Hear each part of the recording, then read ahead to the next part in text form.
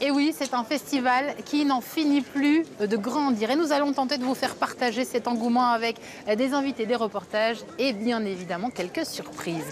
En 4 jours, ce sont près de 30 000 personnes qui sont attendues ici, dans les allées du Parc du Cours, à Épinal. Des curieux, mais surtout des amateurs de littérature fantastique, de science-fiction ou encore de romans historiques. La 16e édition du Festival des mondes imaginaires met tous les genres à l'honneur et s'est imposée comme une référence en la matière en France. Mais pour commencer et pour le définir, eh bien nous avons tout simplement posé la question aux festivaliers, aux fidèles de la première heure, David Bailly.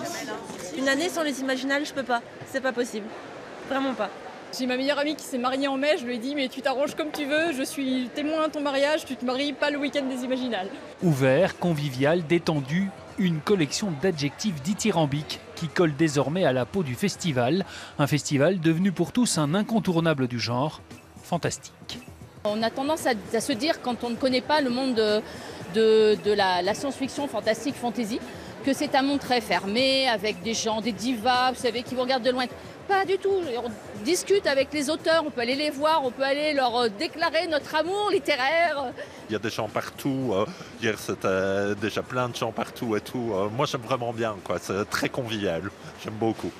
Belge, je suis, donc la convivialité, j'aime. Comme je connais plein de monde, forcément l'ambiance elle est bonne parce que je m'arrête à tous les 2 mètres pour dire bonjour aux gens, bavarder, échanger sur leurs publications, ce qu'ils ont fait, donc voilà, donc c'est super sympa.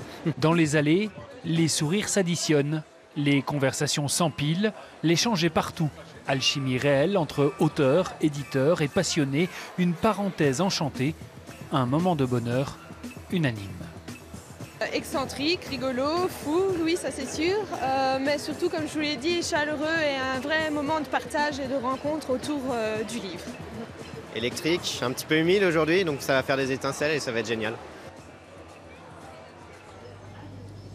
Un festival convivial, humain, c'est vraiment ce qui ressort de tous les gens que nous rencontrons ici. Une réelle proximité avec les auteurs également, vous venez de l'entendre. Eh bien, ça tombe bien, car notre première invitée, elle est auteure. Bonsoir Aurélie Verlenstein. Bonsoir. Et merci beaucoup d'être avec nous. On l'entendait à l'instant, la proximité avec les auteurs est vraiment très importante. Qu'est-ce qu'il a comme supplément d'âme, ce festival? En fait, je dirais déjà 2 choses. C'est un festival qui se passe dans un espace très spécial, ça se passe dans un parc. C'est très bucolique, on est au bord de la Moselle, il y a des grandes étendues d'herbe où on peut s'installer avec les lecteurs. Et je pense que ça fait partie de cette convivialité où on peut aller prendre un verre ou même pique-niquer avec eux pour prolonger les échanges autour des livres. Et la deuxième chose qui est très intéressante ici, c'est toutes ces animations qui sont proposées en plus du livre, et notamment il y a en permanence 3 conférences en même temps avec des thématiques passionnantes, et les gens peuvent vraiment choisir ce qui les intéresse pour aller écouter les auteurs parler de thèmes sur les territoires imaginaires. Alors vous arrivez avec un statut particulier, vous êtes le coup de cœur des Imaginales 2017. Vous êtes d'abord venue en tant que festivalière, aujourd'hui vous êtes auteur. Est-ce que c'est un honneur? Je suis vraiment très très honorée, je suis très fière. Je viens aux Imaginales depuis 2010, ça fait déjà 7 ans, et effectivement en tant que festivalière, puis à la table du libraire, et aujourd'hui avec cette distinction du coup de cœur, vraiment c'est un grand honneur pour moi. Le Roi des Fauves, Les Loups Chantants, La Mort du Temps, ce sont vos livres. La Mort du Temps qui sort justement pour ces Imaginales. En quelques mots, le fantastique, il apporte quoi de plus comme registre? Je crois que c'est surtout une évasion. Pour le lecteur, c'est de pouvoir explorer de nouveaux territoires imaginaires et aussi de parler du monde d'aujourd'hui à travers des éléments fantastiques. Merci beaucoup d'avoir été avec nous, Aurélie Verlenstein. Vous dédicacez des livres pendant tout ce festival ici, sous la bulle du livre. Voilà 15 ans donc qu'Épinal vibre au rythme de ce festival. Au mois de mai, chaque année, l'occasion de laisser libre cours à l'imagination, à l'excentricité, au loufoque. Des choses bizarres, il s'en passe plein ici. Cécile Boisson a testé pour vous aujourd'hui le confessionnal des rêves. Un endroit unique en son genre décalé, poétique, drôle, inventif, comme l'équipe qui l'accompagnait, Éric Bertrand, David Bailly et Aldo Parvillès. Oui Aurélie, ce soir, je vais vous faire découvrir un lieu atypique de ce festival, le confessionnal des rêves. C'est parti.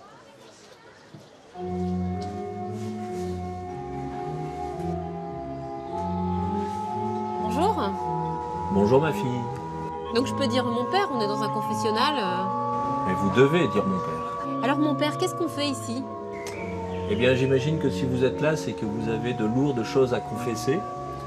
Et je vais vous inviter donc à me raconter votre rêve absolu ou votre cauchemar absolu de manière à pouvoir l'exorciser. Chaque métier a son cauchemar, moi j'ai le mien, donc c'est le cauchemar du présentateur, donc ça a peut-être l'air de rien. C'est comme si tout se liguait contre moi pour que je puisse pas présenter le journal. Alors ça va de choses très basiques, la voiture qui marche pas, le prompteur qui marche pas, enfin toutes sortes de choses techniques qui fonctionnent pas. Surtout il y a les gens. Leur visage se déforme. Et est-ce que dans vos rêves, il ressemble au caméraman que vous côtoyez dans la journée? Si vous voulez, c'est comme s'il y avait une influence maléfique au-dessus de moi. Il n'y a rien qui marche. Et donc au moment, il y a toujours un décompte avant le journal. Voilà, 5, 4, 3, 2, 1 et c'est parti, il y a le générique. Et donc là, à ce moment-là, je dois y aller et j'ai rien préparé, j'ai rien écrit. C'est l'angoisse totale et je dois y aller. Et là, heureusement, je me réveille. Est-ce que vous allez quand même me donner l'absolution? Les voies du Seigneur sont impénétrables. Voilà, l'exorcisme est presque terminé.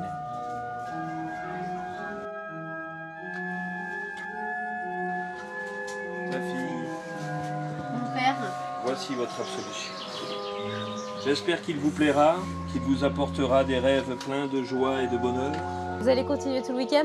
On va essayer, à certaines heures. Merci mon père. Merci, ma fille. Merci. Les Imaginales, ce ne sont pas que des passionnés de littérature fantastique, on vient de le voir. Stéphanie Nico, vous nous avez rejoint, vous êtes la directrice artistique de ce festival. C'est important justement d'ouvrir le champ des expérimentations et des possibles. Mais évidemment, si un festival d'imaginaire n'ouvre pas le champ des possibles, à quoi il sert? Le livre est évidemment au cœur, l'écrivain est au cœur de ce festival, mais on a ouvert au cinéma, on a ouvert au théâtre, on a ouvert à la musique, on a ouvert à des expérimentations. On a aujourd'hui des partenaires qui nous parlent du roman historique comme le comité d'histoire régionale. On a ouvert un pôle BD cette année avec un pôle sciences. Voilà, je crois que c'est vraiment l'ouverture totale et plein d'idées que nous on a et y compris que parfois d'autres nous apportent. Le fantastique a encore de beaux jours devant lui. Oh bah, écoutez, depuis maintenant 15 ans, on progresse chaque année. Les 3 dernières années, on a vendu plus 57%, 58% de livres en plus. Ça montre quand même que le public est de plus en plus vaste. Les amateurs d'imaginaire, c'est bien sûr les lycéens, les collégiens, les écoliers qui ont leur prix, mais c'est aussi le grand public de toutes les générations qui maintenant vient à Épinal aux Imaginales. En quelques mots, destination, c'est le thème de cette année. Pourquoi? Le voyage intérieur du fantastique, le voyage initiatique de la fantaisie, le voyage spatial, il est encore temps de rêver, et puis le voyage peut-être vers les autres. C'est pour ça qu'on invite bien sûr beaucoup d'auteurs français, mais aussi des auteurs du monde entier, argentins, américains, britanniques, allemands, islandais. Merci beaucoup pour votre éclairage. On le voit, hein, évidemment, les Imaginales, c'est un voyage dans l'espace, un mélange des genres absolument incroyable, un voyage dans le temps également. On l'évoquait à l'instant, les reconstitutions historiques sont vraiment nombreuses ici, car le fantastique trouve bien souvent son ancrage dans l'histoire, qu'elle soit mythologique, qu'elle soit très ancienne, antique ou encore médiévale ou plus contemporaine. Vous les voyez derrière moi, ces Vikings qui font un petit peu peur. Ils sont là eux aussi pendant toute la durée de ce festival. Ou encore ces poilus en pleine reconstitution d'une scène de soins à des blessés. Les Imaginales, c'est du livre, c'est de l'histoire, c'est de l'imagination. C'est tout ça à la fois. Pour les curieux, les amateurs, les Imaginales, c'est bien sûr jusqu'à dimanche soir à Épinal, à la rencontre de toutes ces personnes qui font vivre le parc du cours ici. Et chance, le soleil est revenu alors qu'il a plu toute la journée. Il est prévu beaucoup de soleil encore pour ce samedi et ce dimanche.